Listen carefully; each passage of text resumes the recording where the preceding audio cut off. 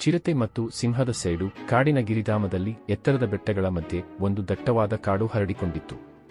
ಆ ಕಾಡಿನಲ್ಲಿ ಎಲ್ಲಾ ಪ್ರಾಣಿಗಳು ತಮ್ಮದೇ ಆದ ಜೀವನವನ್ನು ಸಾಗಿಸುತ್ತಿದ್ದವು. ಆದರೆ ಕಾಡಿನ ರಾಜನಾದ ಸಿಂಹವೊಂದು ತನ್ನ ಗರ್ಜನೆಯಿಂದ ಎಲ್ಲರ ಮೇಲೆ ಆಳ್ವಿಕೆ ನಡೆಸುತ್ತಿತ್ತು. ಈ ಸಿಂಹ ಶಕ್ತಿಶಾಲಿಯಾದರೂ ತನ್ನ ಶಕ್ತಿಯಿಂದ ಕೆಲವೊಮ್ಮೆ ದೌರ್ಜನ್ಯವನ್ನೂ ಮಾಡುತ್ತಿತ್ತು. ಕಾಡಿನ ಇತರ ಪ್ರಾಣಿಗಳಿಗೆ ಇದರಿಂದ ಭಯವಿತ್ತಾದರೂ ಯಾರೂ ಎದುರಾಡಲು ಧೈರ್ಯ ಮಾಡಲಿಲ್ಲ. ಆದರೆ ಈ ಕಥೆಯಲ್ಲಿ ಒಂದು ಚಿರತೆಯೊಂದಿಗೆ ಸಿಂಹದ ಸಂಘರ್ಷದ ಕಥೆಯನ್ನು ನಾವು ಕಾಣುತ್ತೇವೆ. ಇದು ಸೇಡಿನ ಒಂದು ಅದ್ಭುತ ಕಥೆಯಾಗಿ ರೂಪುಗೊಳ್ಳುತ್ತದೆ. ಚಿರತೆಯ ಆರಂಭ. ಕಾಡಿನ ಒಂದು ಮೂಲೆಯಲ್ಲಿ ಚಿತ್ರವೊಂದು ತನ್ನ 2 ಮರಿಗಳೊಂದಿಗೆ ವಾಸಿಸುತ್ತಿತ್ತು. ಚಿತ್ರವು ತನ್ನ ಚಾಣಾಕ್ಷತನ ಮತ್ತು ವೇಗದಿಂದ ಕಾಡಿನಲ್ಲಿ ಗುರುತಿಸಲ್ಪಟ್ಟಿತ್ತು. ಆದರೆ ಒಂದು ದಿನ ಸಿಂಹವು ತನ್ನ ಆಹಾರಕ್ಕಾಗಿ ಚಿತ್ರದ ಒಂದು ಮರಿಯನ್ನು ಕಸಿದುಕೊಂಡಿತು. ಚಿತ್ರಕ್ಕೆ ಇದು ದೊಡ್ಡ ಆಘಾತವಾಗಿತ್ತು. ತನ್ನ ಮಗುವಿನ ನಷ್ಟದಿಂದ ಕೋಪಗೊಂಡ ಚಿತ್ರ ಸಿಂಹದ ವಿರುದ್ಧ ಸೇಡು ತೀರಿಸಿಕೊಳ್ಳಲು ನಿರ್ಧರಿಸಿತು. ಆದರೆ ಸಿಂಹದ ಶಕ್ತಿಯ ಮುಂದೆ ತನ್ನ ದೌರ್ಬಲ್ಯವನ್ನು ಅರಿತಿದ್ದ ಚಿತ್ರ ಬುದ್ಧಿಯಿಂದ ಕೆಲಸ ಮಾಡಲು ತೀರ್ಮಾನಿಸಿತು. ಸಿಂಹದ ದೌರ್ಜನ್ಯ. ಸಿಂಹವು ಕಾಡಿನ ರಾಜನಾಗಿದ್ದರಿಂದ ಅದಕ್ಕೆ ಯಾರಿಂದಲೂ ಭಯವಿರಲಿಲ್ಲ. ಆದರೆ ಅದರ ದೌರ್ಜನ್ಯದಿಂದ ಕಾಡಿನ ಇತರ ಪ್ರಾಣಿಗಳು ಬೇಸತ್ತಿದ್ದವು. ಸಿಂಹವು ತನ್ನ ಆಹಾರಕ್ಕಾಗಿ ಇತರ ಪ್ರಾಣಿಗಳ ಮರಿಗಳನ್ನು ಕೊಂದು ಕಾಡಿನ ಸಮತೋಲನವನ್ನೇ ಕೆಡಿಸಿತ್ತು. ಚಿತ್ರವು ಇದನ್ನೆಲ್ಲ ಗಮನಿಸಿತು ಮತ್ತು ಸಿಂಹವನ್ನು ಒಂದು ಪಾಠ ಕಲಿಸಬೇಕೆಂದು ತೀರ್ಮಾನಿಸಿತು. ಆದರೆ ಇದಕ್ಕೆ ಒಂದು ದೊಡ್ಡ ಯೋಜನೆಯ ಅವಶ್ಯಕತೆ ಇತ್ತು. ಚಿತ್ರದ ಯೋಜನೆ. ಚಿತ್ರವು ತನ್ನ ವೇಗ, ಚಾಣಾಕ್ಷತನ ಮತ್ತು ಕಾಡಿನ ಜ್ಞಾನವನ್ನು ಬಳಸಿಕೊಂಡು ಒಂದು ಯೋಜನೆ ರೂಪಿಸಿತು.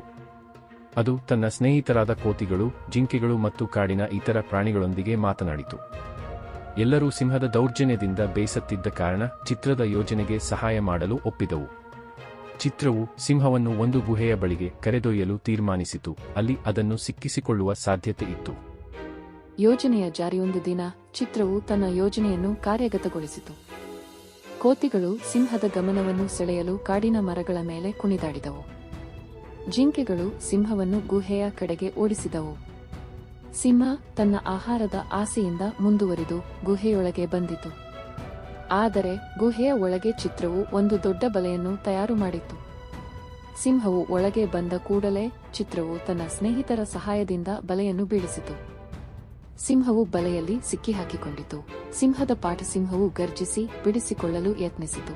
ಆದರೆ ಚಿತ್ರದ ಯೋಜನೆ ಯಶಸ್ವಿಯಾಗಿತ್ತು. ಚಿತ್ರವು ಸಿಂಹದ ಮುಂದೆ ನಿಂತು, ನೀನು ಕಾಡಿನ ರಾಜನಾಗಿರಬಹುದು, ಆದರೆ ನಿನ್ನ ಶಕ್ತಿಯಿಂದ ಇತರರಿಗೆ ತೊಂದರೆ ಕೊಡುವುದು ತಪ್ಪು.